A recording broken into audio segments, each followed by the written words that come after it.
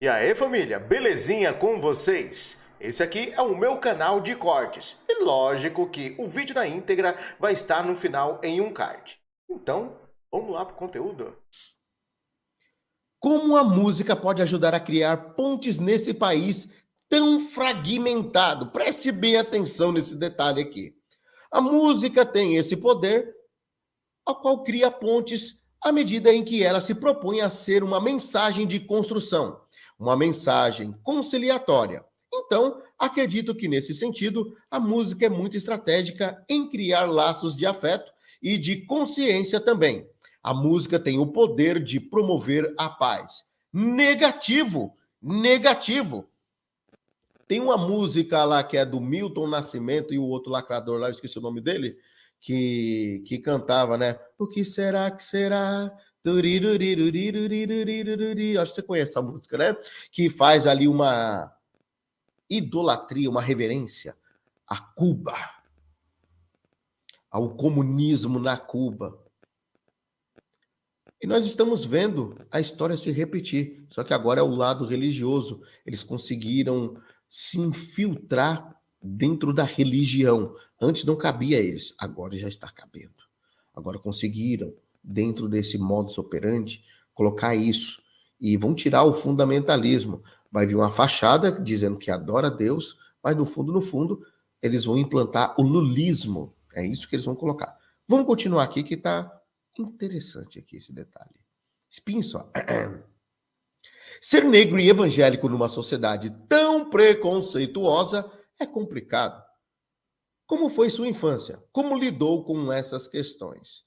Prestem bem atenção.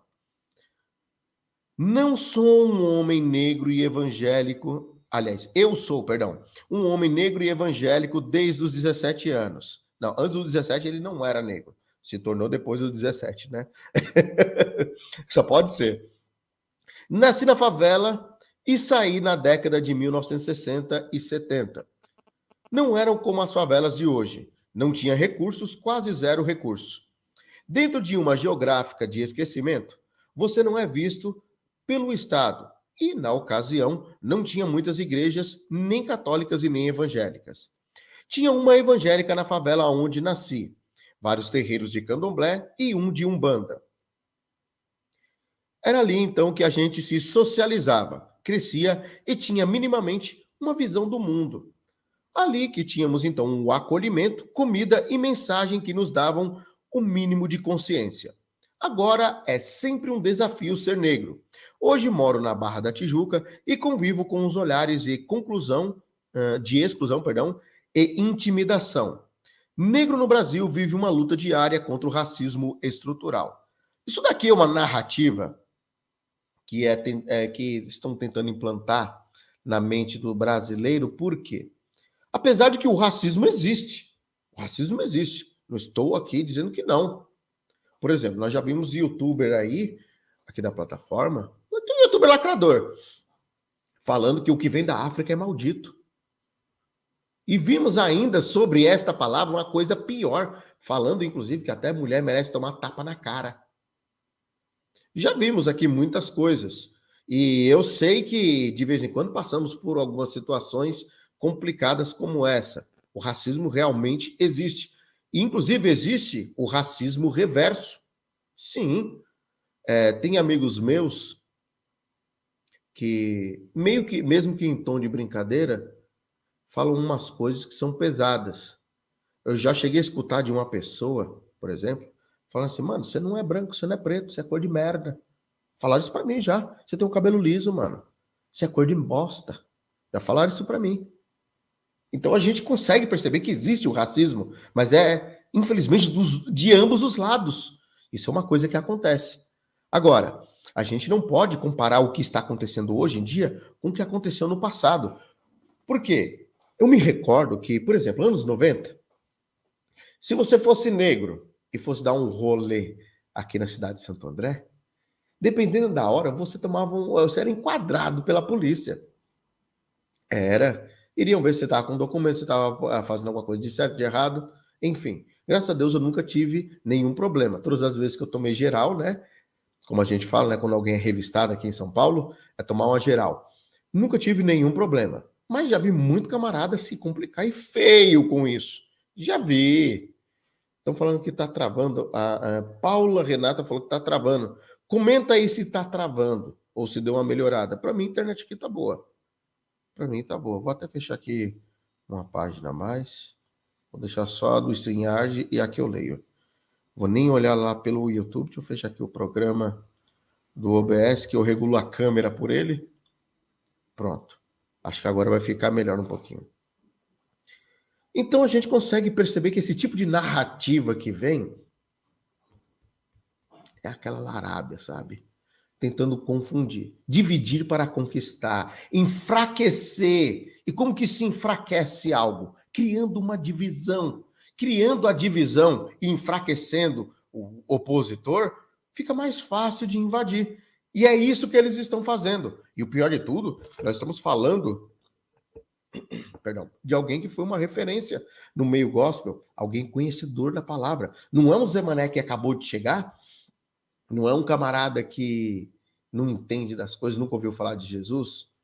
Mas enfim, eu não quero nem entrar na questão da vida particular dele, quem sou eu para falar da vida particular de alguém.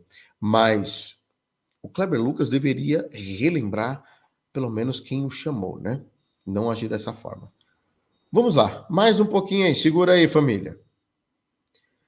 Pergunta do Correio Brasiliense para ele, né? Tem muita gente que investe no ódio como ferramenta de promoção política, social e até econômica.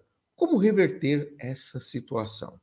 Aí ele responde: sim, tem muita gente que investe no ódio como ferramenta de promoção política, social e econômica. São duas questões. Existe uma inclinação de um projeto de poder que quer se estabelecer a todo custo.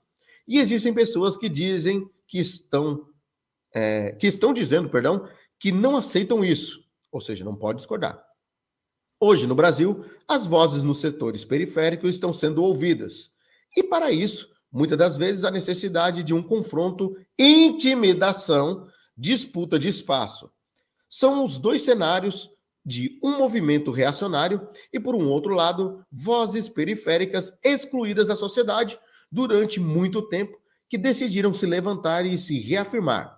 Sou muito a favor disso. Ou seja, aquela típica narrativa que ele vem trazendo de que o povo excluído, periférico, a vítima da sociedade, onde quer criar lei para amenizar a situação de bandidos, e eu e você, que somos trabalhadores dignos e honestos, se a gente gritar ou discordar, a gente merece ir para a cadeia, ser preso, quem sabe até uma cadeira elétrica, não duvido disso, eles trazerem de volta a cadeira elétrica, uma prisão perpétua, não duvido disso daí, não duvido. O jeito que a gente está vendo aí o caminhar da carruagem está muito, muito propenso a isso aparecer.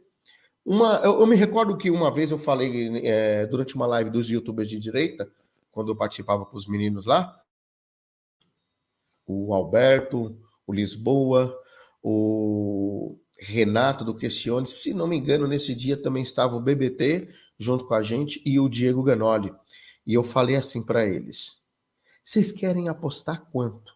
Que vão começar a mandar até a federal na casa de conservadores e começar a censurar. Teve uma pessoa nos comentários, não foram eles que estavam na mesa, no comentário, que falou que eu estava viajando na maionese, que isso jamais iria acontecer, que isso daí não existia. Deu 15 dias, nós vimos aí início do processo lá do inquérito da fake news. Foi o início de tudo. Depois a gente viu aí o que aconteceu, né? E eu vou cantar aqui uma letra antes que aconteça. Eu não duvido da possibilidade de que venha a criminalização de todo eleitor de Bolsonaro. Vocês querem apostar quanto? Querem apostar quanto comigo? Vão criar algum pretexto, vão vasculhar aí quem votou e quem não votou, e todo eleitor, não duvido isso daí não, aparecer. É porque se eles fizerem isso agora, vai anular, vocês entenderam, né? Eu não duvido de, num futuro não tão distante, eles colocarem isso. Vamos lá para ver se a gente consegue continuar aqui com a matéria para encerrar.